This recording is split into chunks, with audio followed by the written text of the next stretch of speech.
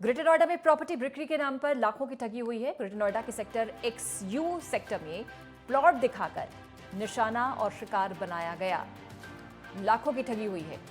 पीड़ित से 7,80,000 रुपए ले लिए गए। पत्रकार को जमीन बेचने के नाम पर जमीनी फ्रॉड हुआ है।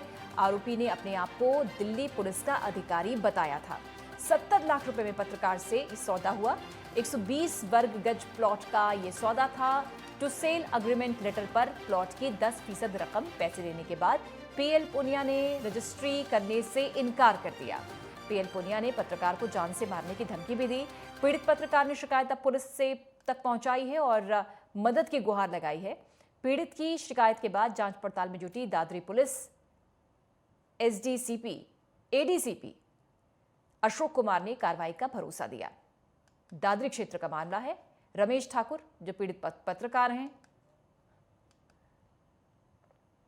उन्होंने गुहार लगाई है उनके साथ जो धोखाधड़ी हुई है उनको इंसाफ मिले। 70 लाख में पत्रकार के साथ सौदा हुआ। टू सेल अग्रीमेंट पर 10% की रकम उन्होंने दी, लेकिन उसके बाद उन्हें रजिस्ट्री करने से मना कर दिया गया। ये प्रॉपर्टी है ग्रेटर नोएडा सेक्टर जू की। उसका ब्लॉक नंबर है A90। तो ये मैंने परचेज़ करी थी और जो स्वामी का नाम है प्यारे लाल पुनिया, जो अपने आप को दिल्ली पुलिस के पूर्व ACP भी बताते हैं। तो जब डील हुई थी और एग्रीमेंट हुआ था तब तक तो ठीक चल रहा था। 10% मेरी उनके पास पैसे भी पहुंच गए थे। लेकिन इसी दरमियान क्या हुआ, जो मुझे पता चला कि किसी बिल्डर ने उनको और ऑफ़र दे दी, शायद 8-10 लाख रुपए ज़्यादा बढ़ा के दी। जो मेरे साथ में एग्रीमेंट हुआ था, जो तय हुआ था, 1,03,00,000 में हुआ था। ये मकान और प्रॉपर्टी का एक डिस्प्यूट के लिए कल पत्रकार महोदय आए थे। उनके द्वारा थाना दादरी क्षेत्र से संबंधित एक प्रार्थना पत्र दिया था, जिसकी जांच ACP द्वितीय दादरी द्वारा की जा रही है और जांच से जो तथ्य आएंगे उस पर विधिक संबंध कार्रवाई निश्चित करेंगे। वसीम सैफी हमारे सहयोगी जुड़ गए हैं। वसीम सैफी, पत्रकारों के साथ भी अब धोखाधड़ी हो रही है, लेकिन बहरहाल इंसाफ की गुहार तो लगाई है। पुलिस ने क्या आश्वासन दिया है? जी पूजा जी, मैं आपको बता दूं, ये कोई मामला पहला नहीं है। हालांकि इससे पहले भी कई ऐसी वारदातें सामने आई हैं कि पत्रकारों के साथ इस तरीके की वारदात हो जाती है और उसके बाद में प्रशासन, जिला प्रशासन और पुलिस प्रशासन सोता हुआ नजर आता है। हालांकि कई प्रकार की ऐसी चीजें सामने आई। अब ये नया मामला सामने आया था, जो कि ये दादरी पुलिस स्टेशन का पूरा मामला है, जहां पर एक पीड़ित पत्रकार के साथ जो है जमीनी विवाद को लेकर धोखाधड़ी की जाती है, कई करोड़ों रुपए की ठगी की जाती है। हालांकि जब इसमें इन्होंने अपना जो एग्रीमेंट कराया था जब प्लॉट लेने से पहले, तो उसमें 70 लाख रुपए की अमाउंट का जो इनका लेटर एग्रीमेंट बना था कि वसीम, हमारे साथ फिलहाल रमेश ठाकुर जी भी जुड़ गए हैं, वरिष्ठ पत्रकार। रमेश जी, बहुत बहुत स्वागत है आपका नेटवर्क 10 पर। तस्वीरें भी हम देख रहे हैं और खबरें तो हम पढ़ ही रहे हैं। कैसे ये पूरा मामला हुआ और कैसे आपको कैसे झांसा उसमें उसने डाल दिया? देखिए पूजा जी, कितना मतलब ताज्जुब वाली बात है। आज के दौर में ठगी इतनी इस कदर हावी हो गई है, कोई भी नहीं बच पा रहा, चाहे पत्रकार हो, चाहे पुलिसकर्मी हो या सम्राट का कोई भी व्यक्ति हो, सबके साथ में ये हो रहा है।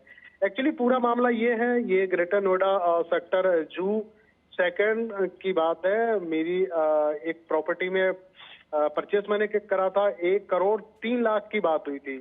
जो प्रॉपर्टी के जो स्वामी हैं उनका नाम प्यारे लाल पुनिया है। अपने आप को ACP बताते हैं कि पूर्व में दिल्ली पुलिस में रह चुका हूँ। सब कुछ ठीक ठाक चल रहा था। एग्रीमेंट के होके लगभग 20-25 दिन हो गए थे। उसके बाद में मुझे पता चला कि उसमें किसी डीलर ने और मोटा उनको ऑफर दे दिया, 8-10 लाख रुपए ज्यादा। तो उसके बाद से उनके लगने लगा था, जब मैं उनको फोन करके वो कहा कि आप ये मेरा रजिस्ट्री का टाइम आने वाला है और आपके ऊपर कुछ बकाया है अथॉरिटी का ड्यूज, तो जिसमें बिजली, पानी, हाउस टैक्सेस वगैरह और इंस्टॉलमेंट वगैरह का कुछ बकाया हुआ था 5-6 लाख रुपए। तो तभी से उन्होंने आनाकानी शुरू कर दी कि नहीं ऐसे नहीं। फिर उसके उन्होंने क्या करा, मेरा नंबर ही ब्लॉक पे डाल दिया और कहाँ फरार हो गए कुछ नहीं पता चला। जो गवाह थे, गवाह दोनों ने बात करने की, 2 गवाह इसमें पवन कुमार जी हैं और योगेश कुमार जी हैं। रमेश जी, इन दोनों ने बात। वास्तव में क्या ACP थे? ये पूर्व अधिकारी थे? नहीं, मुझे ज्यादा जानकारी मैंने जुटाई भी नहीं है और होंगे भी, ठीक है। नॉर्म्स, कानून तो सबके लिए होते हैं। आप किसी के साथ में इस तरह के किसी की भावनाओं के से और कानून के साथ में खिलवाड़ थोड़ी आप कर सकते हो। नहीं नहीं, मेरा मकसद ये था पूछने का, कहीं उसमें भी फर्जीवाड़ा ना किया हो बिल्कुल किया अपने होगा, आप को बिल्कुल। अधिकारी बताकर। एक्चुअली बसंत कुंज में रहते हैं जो देखने में, अब मुझे अब कहते थे मैं तो जाति का जाट हूँ, चौधरी हूँ, और तरह तरह की बातें कहते। मैं खाप पंचायत का अध्यक्ष भी रह चुका हूँ, दुनिया भर की बातें उन्होंने बताई थी। और जब ये सारी चीजें होने लगी, मेरे गवाहों ने बात करने की कोशिश करी, उनके साथ में भी इन्होंने मिसबिहेव करा और बहुत ही गलत उनसे लैंग्वेज पे बात करी। तो ये सारी चीजें होती रही हैं। अब मैंने 5, 7, 8 दिन वेट करा। मैंने कहा हो सकता है बाद में उनकी अंतरात्मा कुछ जागे, बाद में मेरे से बात करें आके, अगर नहीं है तो मेरा पैसा वापस करें। तो तब भी बात नहीं। फिर उस पुलिस प्रशासन में जब मैं गया तो वहां से जो फोन गया, यहाँ से दबाव स्टार्ट हुआ। उसके बाद में बाहर निकलते हैं, मुझे फोन पे मेरा ब्लॉग भी खोल दिया, फिर मेरे से बात करते हैं, पैचअप करने की कोशिश करते हैं। हालांकि नहीं, ये बहुत देर हो चुकी है, अभी थाने में उनका बयान हुआ है। तो अब एक नई बात निकल के आई है, वो मेरे खिलाफ ये कह रहे हैं कि मुझे जाति सूचक शब्दों का इस्तेमाल करा, जबकि मुझे अब तक ये कहा गया कि मैं जाट हूँ, चौधरी हूँ। अब ये पता चल रहा है कि वो दलित भी बन गए हैं, वो शूद्र भी बन गए। ये सारी चीजें मतलब साफ मनसा जाहिर होती है कि ये बहुत बड़े फ्रॉड हैं और वो ठगी कर चुके हैं। और ये बात अभी भी निकल के आई है कि उस इलाके में इस प्रॉपर्टी के नाम से कुछ 2-1 लोगों से और इन्होंने पैसा उठाया है। चलिए, ठीक ठीक रमेश जी, और उम्मीद करते हैं कि आपका मामला जो है वो जल्द सुलझे। लेकिन बड़ी हैरानी की बात है कि किस तरह से धोखाधड़ी होती है, और वो भी ऐसे शख्स के साथ जो कि जानकार भी हैं और उनको सब कुछ जानकारी भी है, उसके बावजूद भी ऐसे लोगों के साथ भी ठगी हो जाती है। देखना होगा कि रमेश ठाकुर जी के इस मामले में पुलिस कितनी जल्दी एक्शन करती है।